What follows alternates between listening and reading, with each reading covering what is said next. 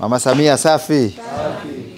Mimi naitwa Moses Matiko, ni wakili natokea Wizara ya Katiba na Sheria, ni mratibu wa kampeni ya mheshimiwa kwenye jiji la Arusha. Kipekee kabisa tunapenda kuwajulisha kwamba tulifanya uzinduzi wa kampeni inayoitwa Mama Samia Legal Aid Campaign. Kampeni hii kama mnavyojua, tumekuwa na sheria ya msaada wa kisheria iliyotungwa mwaka 2017 ambao lengo lake kubwa ilikuwa kuwawezesha wananchi ambao hawana uwezo wa kuifikia mifumo ya haki kupitia wakili. Manake kumuona wakili consultation, kumuona nafikiri ofisini pale secretary unalipa hela. Alafu yeye kukushauri ni hela. Ndio tunaita consultation fee. Ili akudraftie nyaraka za kisheria ni fedha. Akupatie representation, uwakilishi mahakamani ni fedha. Kwa hiyo unakuta mwananchi wa hali ya chini ambaye hana fedha anaweza akakosa haki yake kwa sababu ya kukosa fedha. Ikampendeza Mheshimiwa Rais kwa mara ya kwanza. Tumekuwa na marais wengi, lakini kila rais ana staili yake ya ufanyaji kazi. Mheshimiwa Rais baada ya kuzunguka nchi hii akagundua kwamba migogoro mingi inamsubiri yeye anapokuja kwenye ziara au viongozi wakubwa wanapokuja. Ndio naona mwananchi amebeba bango. Masuala ya mirathi, amezulumiwa ardhi, ukatili wa kijinsia, masuala ya utawala bora, haki za binadamu. Akasema hapana, akatengeneza kampeni hii inayoitwa Mama Samia Legal Aid, inayoratibiwa na Wizara ya Katiba na Sheria nchini. Wizara imeingia makubaliano na chama cha mawakili cha Tanganyika kinaitwa TLS kufanya kazi kwa pamoja kwenye masuala haya ya utoaji wa haki. Na wizara inafanya kazi na wadau mbalimbali ambao wanatoa misaada ya kisheria nchini, ikiwemo vyuo vikuu ambavyo vinatoa degree za sheria, huwa vina clinic za msaada wa kisheria. Mheshimiwa Rais akatenga budget zaidi ya bilioni 50 ili sasa wale wanaohitaji msaada huo wa kisheria waweze kuhudumiwa bure, iwe kwa ushauri, hata kama shauri liko mahakamani. Tukikubaliana, tukiamaliza, tutatengeneza MOU, tuta withdraw hiyo kesi kwa sababu mmekubaliana, na tutayafanya yale makubaliano yenu yaingiwe kama hukumu ya ridhaa, consent judgment. Na kama jambo halijafika huko, tutazungumza tuone linatakiwa kufanyikaje ili liweze kuisha bila kuinkaa gharama ambazo unaendesha kesi miaka 15 mpaka unafilisika na kesi una uhakika hata wa kushinda.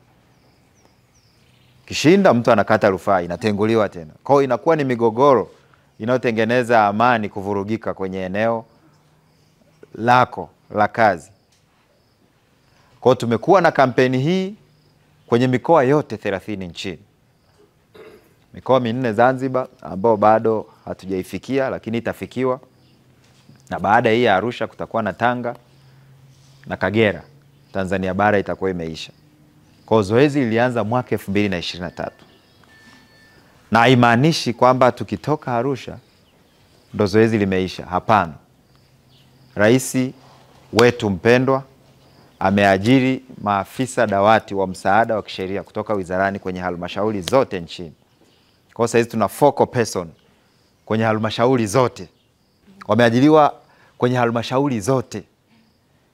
Tukiwa na maana ya kwamba ukiwa na jambo lako unaenda tu halmashauri, unamtafuta afisa wa dawati la msaada wa kisheria,